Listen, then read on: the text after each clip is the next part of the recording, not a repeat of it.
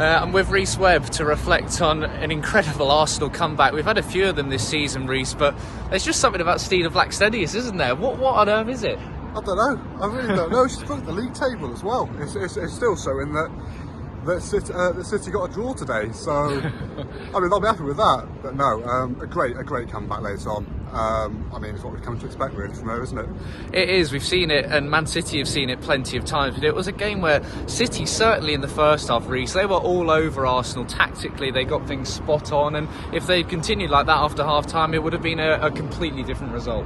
Yeah, I mean, you commented to me at half time that it shouldn't be 1-0, it should be 3 or 4. And I think that just sums it up in itself. The fact that Arsenal have come away with 3 points says an awful lot about how much, whether it's City switched off in the second half or how much Arsenal upped the ante in the last 5 minutes. But yeah, a completely different second half. It did drop off a lot. The subs, though, Rhys, as well, made a massive difference.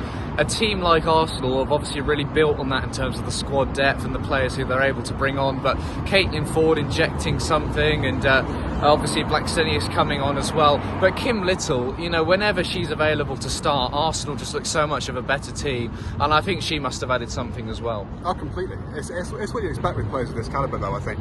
You'd be disappointed if they didn't. But no, the fact that Jonas has got this quality to call upon, and you see it week in, week out, that the impact that subs can have, and I think that's maybe what sets Arsenal apart from a team like Man City, where they're still working on that depth. You look at the names coming on for them, and they're not quite as high class. And obviously no Bunny Shaw for City in the game today, but first half, even second half, the wingers were causing some real problems. You probably don't still get a better forward line than that, and I think Laia Codina's probably a player who should take some real credit. She's had her critics this season. I thought she put in a real shift today. Yeah, I think City's forward line is, you could argue, is one of the best in the league. You really could, if not the world. The fact that they're still as threatening as they were without Khadija Shaw, and that speaks volumes. It really does. Lauren Hemp, fantastic. Mary Farrell on the right today, fantastic.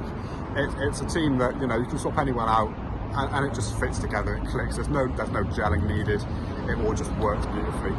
Well, there was some of the jokey talk that maybe Arsenal will play the kids, let City win because it'll dent Chelsea and Emma Hayes' hopes in the title race.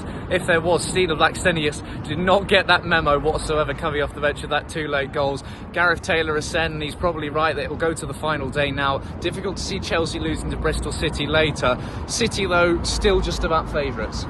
I would argue the other way. I really would. I think the fact that Chelsea plays tonight, 5 hours after kick-off here, they know that now it's going to go down to goal difference. They've got to win every game.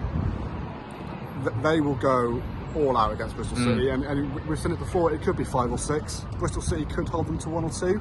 They've done it a few times. They've done it against Arsenal early in the season. But no, I think depending on how tonight goes, that will decide the league. I think it will decide it today. What a title race, really is. Where are you next weekend? FA Cup final, and then the final day. Where do you think you'll head to? You've not decided. Well, depends what happens tonight, I think. Yeah, we'll have to wait and see. Well, we're off for a couple of drinks here in Manchester. It's the final away game that I've covered and that Arsenal have had this season, so thank you for all the support. It's been great to see these Arsenal away ends. Everywhere I've gone this season, there's always this sea of red and white behind the goal.